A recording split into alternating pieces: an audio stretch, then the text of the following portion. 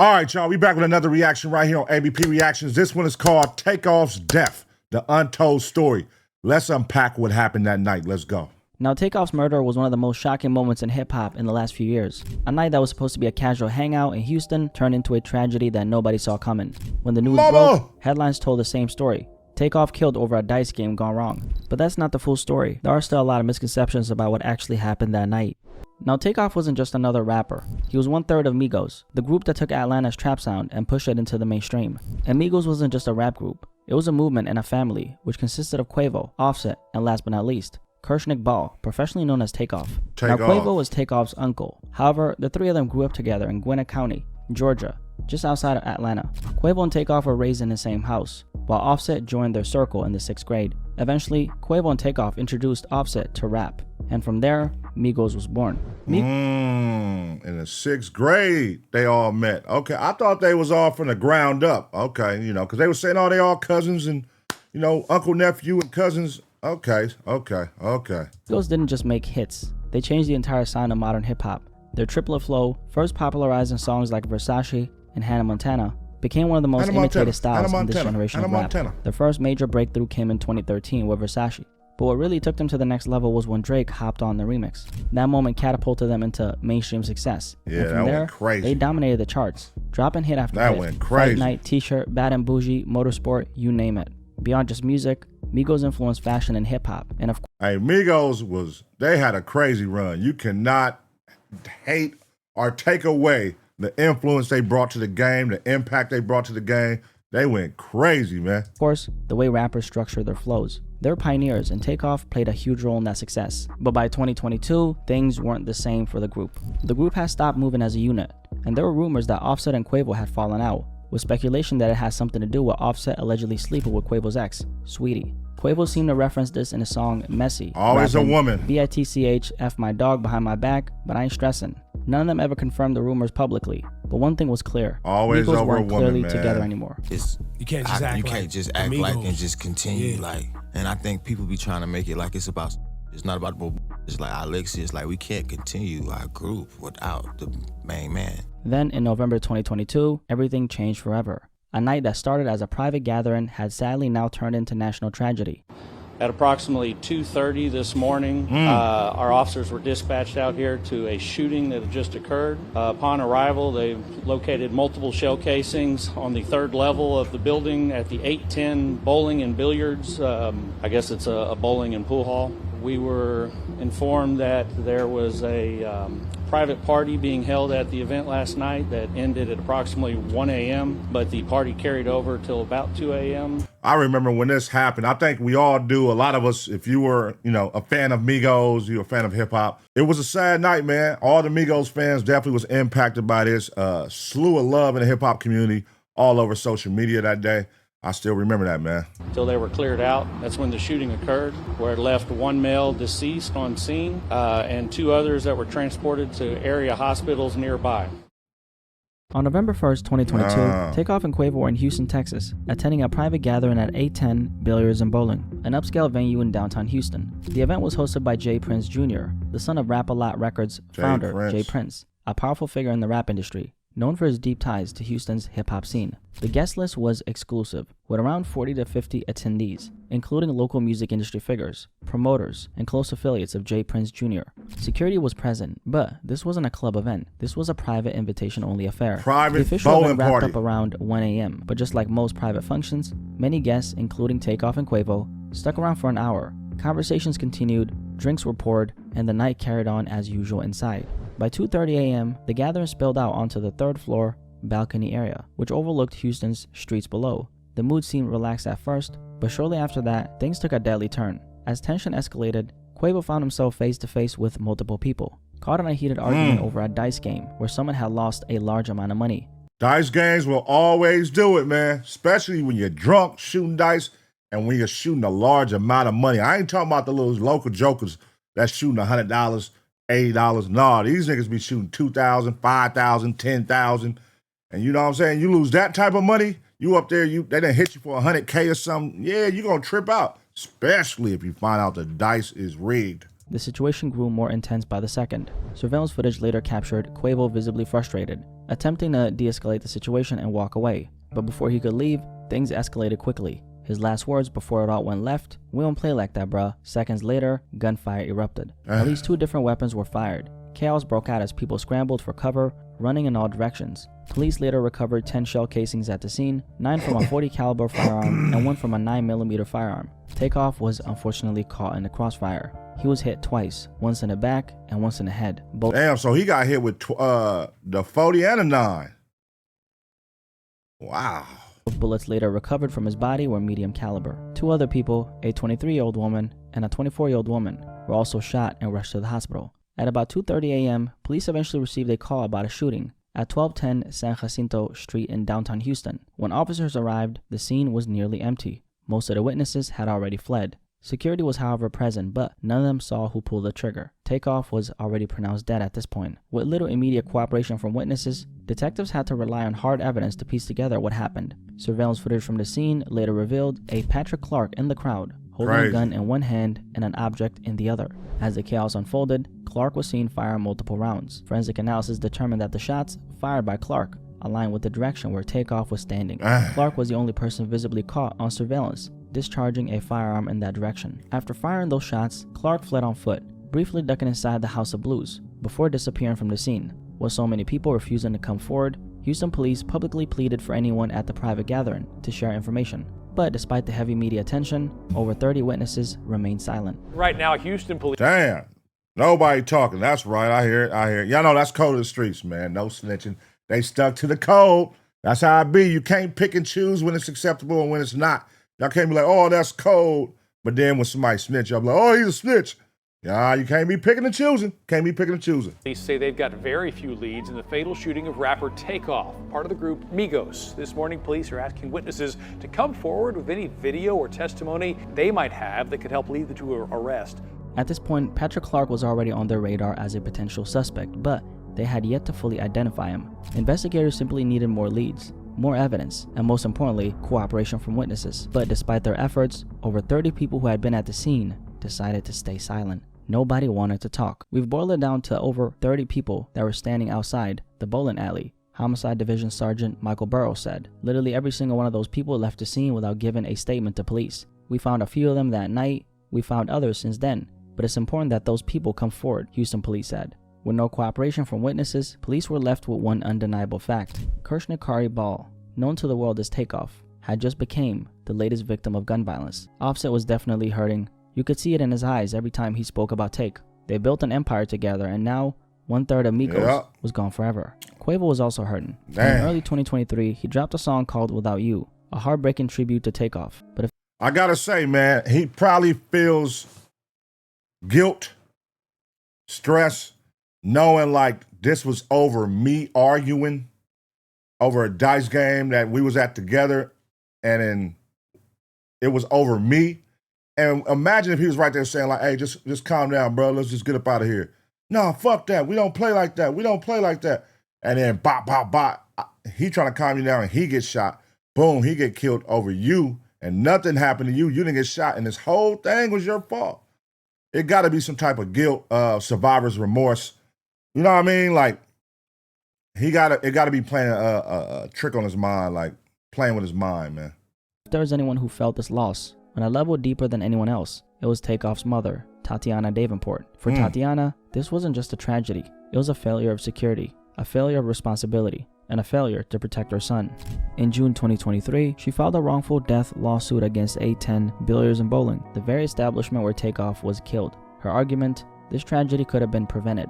The lawsuit claimed that the venue knew this event would attract celebrities, athletes, and high-profile guests. Yet, there was no proper security screening, no enforcement of after-hour rules, and no measures in place to prevent violence. And when tensions started rising that night, nothing was done to de-escalate the situation. Since Takeoff wasn't part of the argument, his mother believes his death could have been prevented if the venue had taken proper precautions. And this right here did raise an unsettling question. Was Takeoff's death something that could have been avoided? Or was this really just about being in the wrong place at the wrong time? Yeah, that's a good one. That's a good one. Could this have been avoided? Yeah, it could have been avoided if you would have just left. You really can't hold the venue responsible because they put them out the building. You're supposed to go home. Now, if y'all want to stay outside and stay out and shoot dice and all that, like, that's where it gets a little tricky, a little gray area, because they should be like, hey, y'all gotta leave. But then what's the rules like? You know what I mean? What's the rules there? I don't know. You gotta go a little deeper, but it could have been prevented, man. Everybody could just went home. Nobody said you have to stay there. That's not the venue's responsibility. In my eyes, it's like, hey, man, we didn't tell them to stay outside and shoot dice. You know, we made sure they got out of here while they was inside our venue. He was safe. Once he went outside, that's kind of like out of our hands, you know, especially after hours. So, I mean, let me know what y'all think in the comment section. Did a lack of security create this perfect storm for disaster? Either way, Tatiana wasn't going to let things go unanswered. But long before Takeoff's mother took legal action, investigators were still deep in the process of building their case, piece by piece. With little information from witnesses, detectives had no choice but to rely on hard evidence to reconstruct what really happened that night. So they methodically pieced together the case using surveillance footage, cell phone videos, ballistic evidence, and through this process, police eventually identified 2 individuals connected to the crime scene. Cameron Joshua, 22 years old, was the first suspect arrested. However, he was only charged with weapons charges, not murder. We believe Cameron Joshua has been appropriately charged in this case, said prosecutor Matt Gilliam.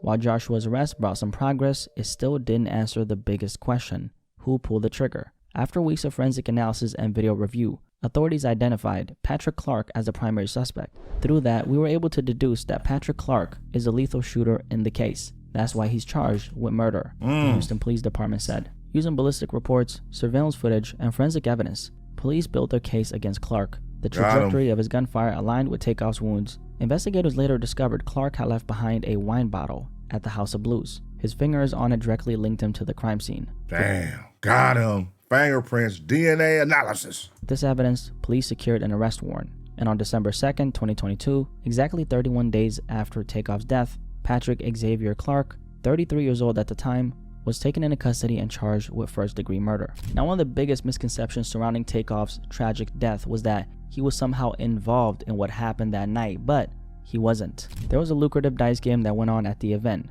There was an argument that happened afterward, outside the bowling alley, which led to the shooting. I can tell you that Takeoff was not involved in playing the dice game. He was not involved in the argument that happened outside. He was not armed. Damn, see what I'm saying?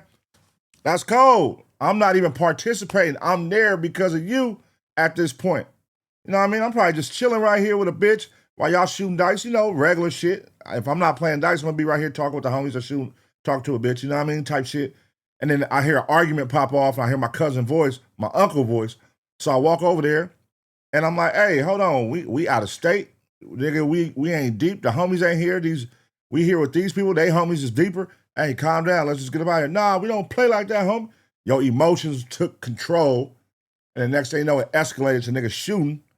And now your nephew got shot who was trying to prevent you from tripping. It gotta be like some guilt, like forever, bro. You don't shake nothing like that. Knowing that this thing got killed because of you when he was, especially if he was trying to calm me down and I didn't listen to him. And now he did, and I'm still alive. Damn.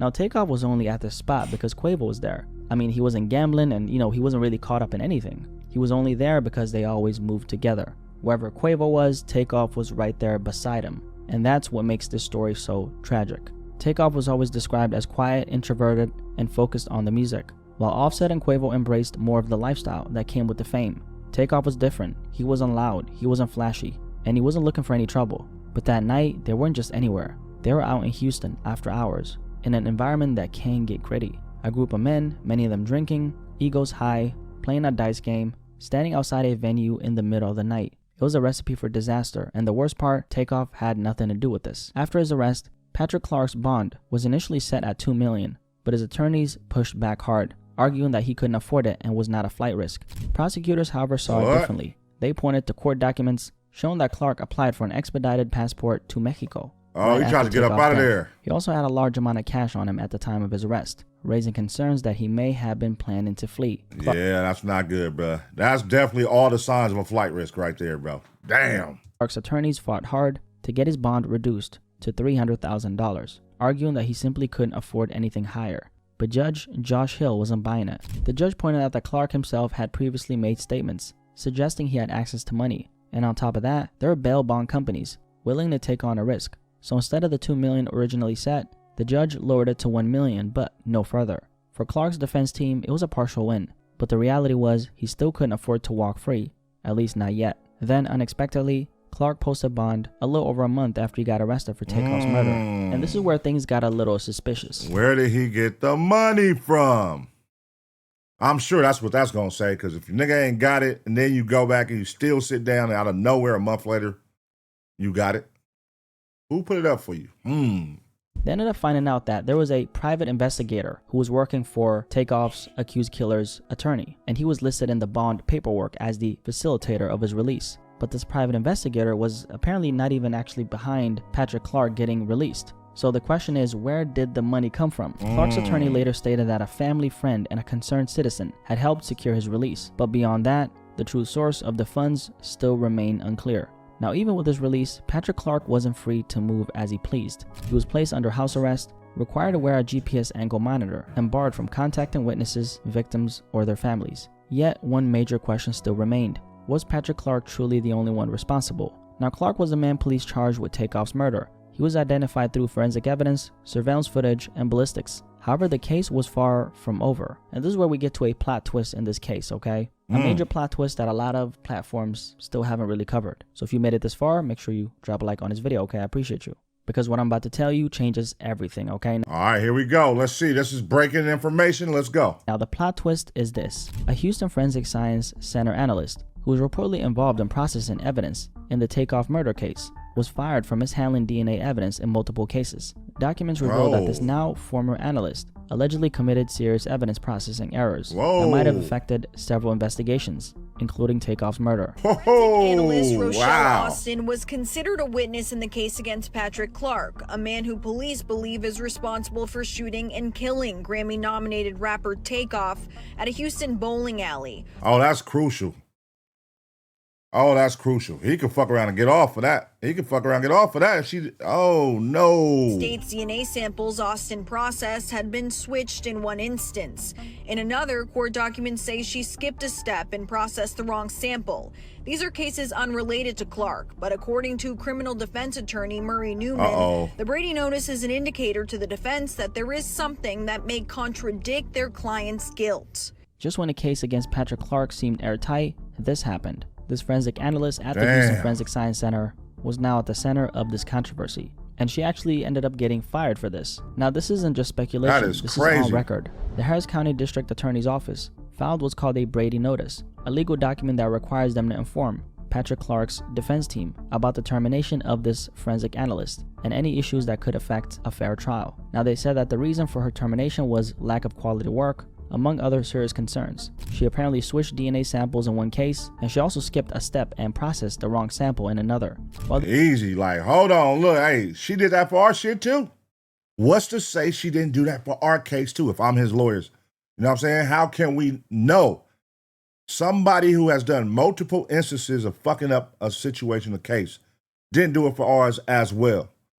Interesting. These specific errors were reportedly in other cases. The fact still remains. This forensic analyst was apparently involved in the Takeoff investigation. So now the biggest question is, how much of a role did she actually play? Because if there's even a slight chance that any of her work touched the forensic evidence in this case, it could change everything. And that's exactly what Takeoff's accused killer's defense team is now questioning. This is something of concern for us, and we will be investigating it to see exactly how it affects our client's case, Patrick Clark's attorney said. Now, let's not forget, the entire reason Patrick Clark was arrested wasn't just forensic evidence. It was a combination of forensic analysis, surveillance footage, and ballistics. And like we talked about, he was caught on surveillance footage holding a gun and firing shots the night Takeoff was killed. Man, shit, you on camera. You on camera, brother. That's the best evidence you could possibly get. A nigga actual camera footage is showing what you did. Don't give a fuck about all this ballistic shit. We got you on camera. Also said he left a wine bottle behind, and that his fingerprints on that bottle linked him to the crime scene. But now, with this forensic analyst's credibility completely in question, the defense has a major opening to challenge how the forensic evidence in this case was handled. And according to a criminal defense attorney, whose name is Murray Newman, who's not involved in this particular case but spoke on a forensic mishandling issue, this is apparently a huge problem for the prosecution. Since she did mess up, they can never put her on a stand again, and the defense attorney would eat her alive, he said. So what exactly does all this mean? Well, if the forensic evidence is compromised in any way, it could weaken the entire case against Takeoff's accused killer. And even if one inconsistency is found in how the DNA was processed, this could actually be enough for Patrick Clark's defense team to challenge the charges, meaning Takeoff's alleged killer could walk free. After posting bond in early 2023, Patrick Clark was placed on house arrest with a GPS monitor strapped to his ankle and was required to surrender his passport as part of his bond conditions. For months, this was his reality, but then in November 2023, the case took another unexpected turn. What happened now? Judge ruled to remove his house arrest and GPS monitoring restrictions, meaning— Whoa, what? Oh, shit, I did not know all this, y'all. Damn, so, okay, you good, bro. Let's take this off, and now you can move around how you want to. Ooh, I know Takeoff mama, hot. I know this would, if I'm his brother, his uncle, Quavo, I would be hot, all this shit. Clark was no longer confined to his home. However, that didn't mean he was completely free. He was still required to follow strict legal conditions: a nightly curfew from 7 p.m. to 7 a.m., banned from contacting witnesses, victims, or Takeoff's family, required to appear in court whenever scheduled. But here's the thing, since that last legal update in November 2023, there hasn't been any official word on his current status. Is Clark still out on bond? Have new restrictions been placed on him? Or has something changed behind the scenes? Right now, we don't have the answers, but one thing we do know, his case is far from over. Damn, wait, this nigga still out? He's still out? Oh, he working with the police, bro. He working with the police. It's no way. It's no way you caught on camera. You caught on camera, all this shit. I know the ballistics, they're going to challenge that because of the girl, but you're on camera. Let's just start there. And then you get off a house arrest. You mysteriously get this money that you can come up with a month later while you're in jail after they dropped it for you. You was able to mysteriously come up with it. Nobody knows where it came from. Oh, man. What does it sound like to y'all that's going on out there in Texas, man? What does it sound like is going on in Texas with this case? Patrick Clark was scheduled to appear in court, but once again, the trial has stalled. And this time, the holdup isn't from witness silence or legal delays. It's because of the forensic controversy that has cast doubt over the evidence. As it stands, Patrick Clark is still facing murder charges. But with this forensic scandal shaking up the case, the biggest question now is, what happens next? But regardless of what happens in the courtroom, one thing will never change. Takeoff is gone. His family, friends, and fans still want justice. They don't want another case where the system fails to hold the right people accountable. And honestly, it makes you wonder, will Takeoff actually ever get the justice he deserves? From the moment Takeoff was killed, the public image was fed a simple story, a dice game gone wrong. But as we've broken down in this video, the reality runs much deeper. Takeoff wasn't gambling. He wasn't even supposed to be there. Yet here we are, years later, and his case is still tangled in delays, unanswered questions, and now a forensic scandal. I'd be hot if I was Migos, man. The official story might have told you that this was a tragic but straightforward case, but the truth is that Takeoff's case is filled with gaps. Gaps in the investigation, gaps in witness cooperation, and now gaps in the forensic evidence that was supposed to be rock solid. Takeoff's death was nothing short of tragic. Imagine stepping out for a casual night with your uncle, Quavo, someone who's been by your side your entire life, only to lose your life over an argument you had nothing to do with. For those who don't know, Quavo wasn't just a rap partner. He was Takeoff's actual uncle. They grew up together in the same household, with Takeoff looking up to Quavo as both family and inspiration. Takeoff was quiet, laid back, and focused on his craft. He wasn't a type to be caught up in drama, and that's exactly what makes this story so heartbreaking. A talented artist, a genuine soul, gone way too soon. And the worst part, his case is still filled with more questions than answers. Will justice ever come? Only time will tell. All right, will justice ever come? Here's the question, man. All right, so we are updated on what's going on. Damn, this is crazy, man. I know the family is like, how is he still on the streets and he's on camera?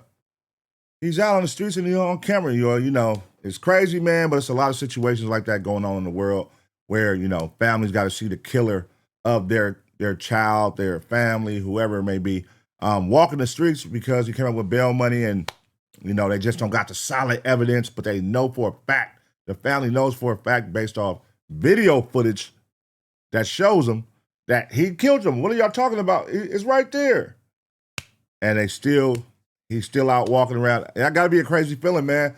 It got to be a crazy feeling. Got to make you think like some crazy thoughts as well. Like, should I go avenge his death? Should I go handle it personally? Should I pay somebody? I know, you know, crazy thoughts go through people's minds, but let me know what y'all think about this situation, man. And, you know, this happened so many years ago and the killer still being out on the streets, out on bail. And it seems like he's going to walk scot-free possibly, man. But let me know what y'all think in the comment section, man. Rest in peace to Takeoff. Condolences to his family. I'm going to give y'all 2 seconds to smash the like. And as always, get ready for the next reaction.